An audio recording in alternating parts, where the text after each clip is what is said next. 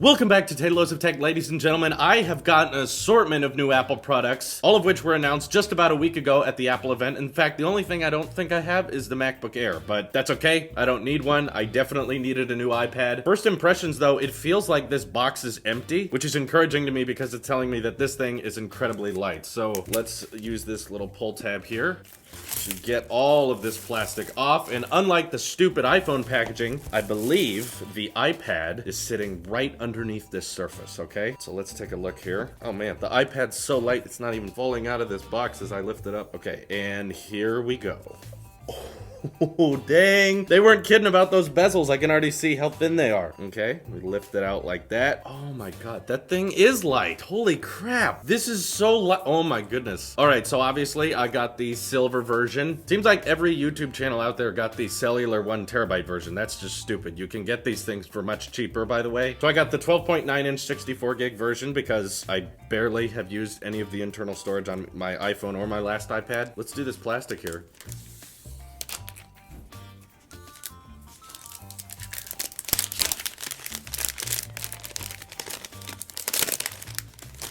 Oh man, that silver Apple logo on the back looks great. Oh, that looks absolutely wonderful. Okay, I can already tell I'm gonna love using this. This has so much screen real estate to work with. And this is ProMotion. This is gonna be 120 hertz. Okay, let's boot this bad boy up here real quick. So obviously, we've got a assortment of speakers all around the edges. We've got the USB-C port, no more lightning. We've got the screen boot up there. Thank you for being mostly black pixels and just a little bit of light. Of course, inside the box, we have our new exclusive to the new iPad Pro's 18-watt USB-C charge brick, which ironically, you cannot buy this separately. So if you wanted a second USB-C charger to charge your iPad with, you can't buy this on its own. Otherwise, you have to go third party or you have to upgrade to a 30-watt USB-C charge brick, which I believe would charge this faster, but yeah, just kind of bizarre. Of course, ships with USB-C to C cable. And oh, this gorgeous display looks absolutely wonderful. Okay, oh, and just sliding between the menus, I can already notice the 120 hertz refresh rate. Oh, that's super buttery. It feels like a totally different product than what I'm used to. I've just gotten accustomed to a certain look and a feel that iPads have. And now that it's one size bezel all the way around, it completely throws you off and it feels like definitely, you know, what it is, a different design. They actually mixed this up quite a bit. The edges are different. They're more square now, the bezels being so much thinner. But yeah, very manageable size. I can understand why people were saying that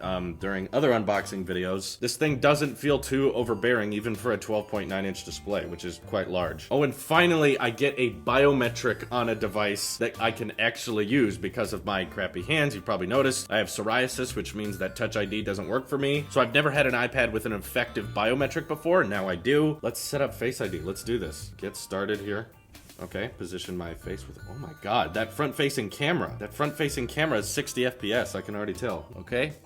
Register in the face there, and we are now registered. Face ID works like that. We're gonna set this up as a brand new iPad because I actually haven't had one for a while, so I figured might as well just start fresh. I definitely am noticing that the bezel size being the exact same all the way around is kind of like the exact bezel you need in order to hold the iPad comfortably without your fingers getting onto the display, which, as we talked about earlier, it's going to become very, very difficult for Apple to secede from this iPad design and make bezels that are even thinner, because even if they did get thinner, they would start to become more impractical. So this design template is definitely a game changer. This is a whole new era for iPad technology, and they're all probably going to look very, very similar to this throughout the future. So that's setting up my Apple ID there. I think I'll set it down and start unboxing some of the accessories that I also included with my purchase of the new iPad. So, here we go. We've got this little tab on the back here. I am not a fan of the smart keyboards or the smart folio case or whatever that Apple always launches with their iPad Pros. I think they're incredibly expensive for something that is on the iPad anyway, and I just feel like they're spending $200 on something that feels a little bit different than just typing on the screen. So I never got those, but what I do definitely need is a method of propping up the iPad device itself. So that's why I ordered a smart folio case. No more smart covers that just cover the front of the iPad anymore, which is a bit of a bummer because the folio cases cost a little bit more, and you'll notice that's a running theme with a lot of the products and accessories that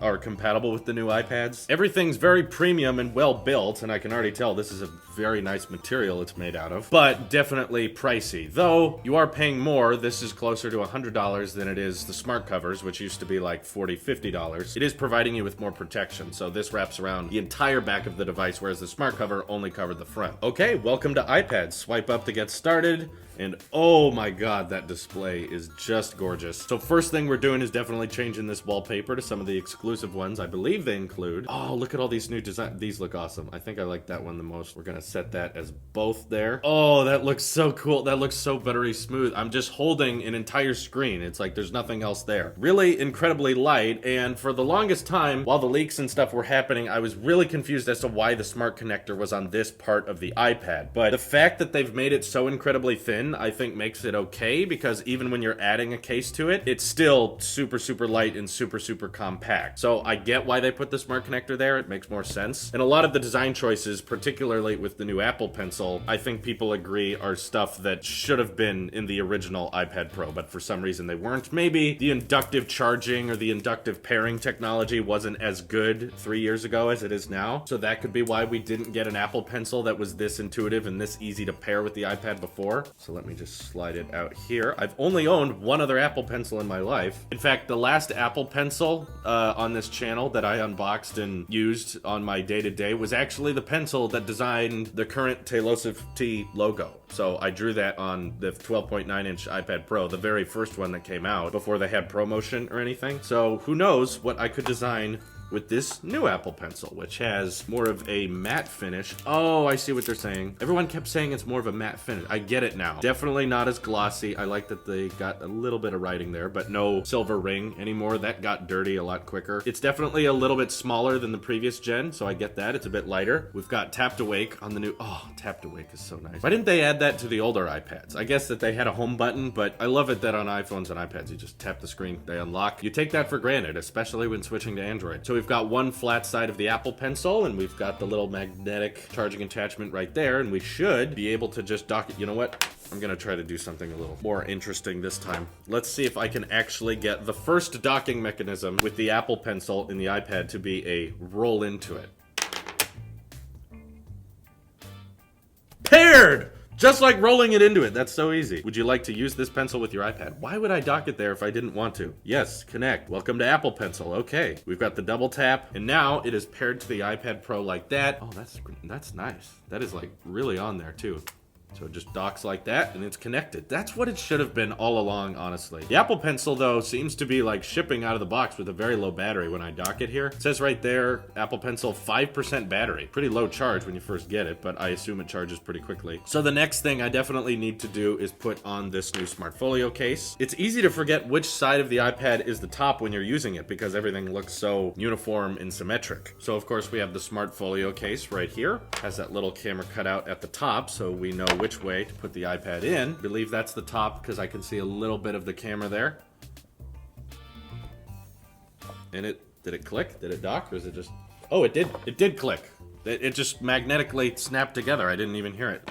And then it closes like that. That is like, even with the Folio case, an incredibly thin device, and yet it is now protected via case form on the back and the front. You don't have to worry about the camera bump wobbling or anything. That's really cool. And then, of course, just dock the pencil right there as you're holding it around. There you go. You've got your entire perfect, best iPad setup you possibly can get. And Face ID just unlocked with the landscape mode option, which I've never done before. Hold on. Turn on the power button. Unlocked. Just like that. We really need to test how good Face ID is in landscape mode because we've never had that on the iPhones yet. So I'm going to tilt the iPad a little bit more this way. Okay, it just unlocked, and see if it can still unlock even from this angle. Let's try this.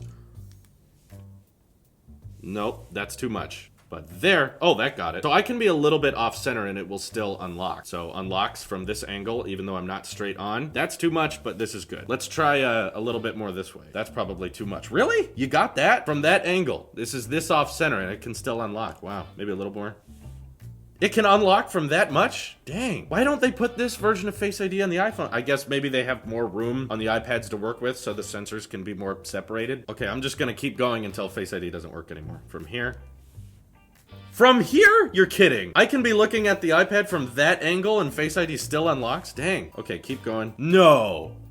No, it's unlocking. Did you guys see that? Okay, look, from this angle. That's too far. Okay, that makes sense. I'm barely looking at the iPad at this angle. Move it a little closer. Unlocked from that far of an angle. That's really, really cool. And supposedly it works from upside down as well, so I can just tap the screen. Yep, works from down there too. That is amazing.